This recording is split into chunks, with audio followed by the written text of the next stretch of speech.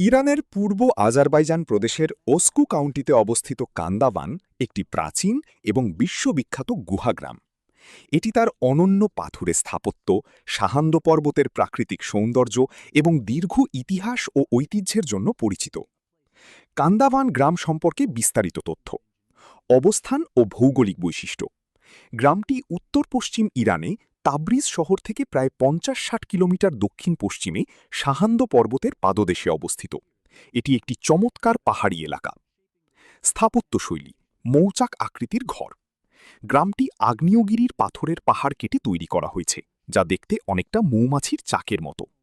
এখানকার ঘরগুলো বহু শতাব্দী ধরে প্রাকৃতিকভাবে ক্ষয়প্রাপ্ত হয়ে শঙ্কু আকৃতির রূপ নিয়েছে। স্থানীয়রা একে কারান বলে থাকেন।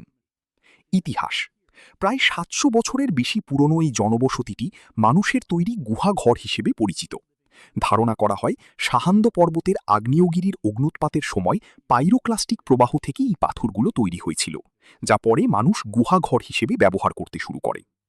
জনজীবন: বর্তমান যুগেও এখানে প্রায় ১২০টি পরিবার পাথরের তৈরি এই গুহার ভেতরে বসবাস করে। এটি বিশ্বের খুব কম সংখ্যক জীবন্ত গুহাগ্রামের মধ্যে অন্যতম।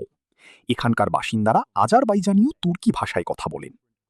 ভ্রমণ ও পর্যটন: কান্দাভানকে তুরস্কের ক্যাপাডোশিয়ার সাথে তুলনা করা হয়।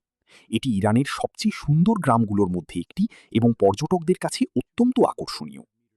আবহাওয়া: আগ্নেয়গিরির পাথরে তৈরি হওয়ায় এই বাড়িগুলো গরমে ঠান্ডা এবং শীতকালে আরামদায়ক বা উষ্ণ থাকে। ঐতিহ্য: এটি ইউনেস্কো সেরা পর্যটন গ্রামের তালিকায় স্থান করে নিয়েছে।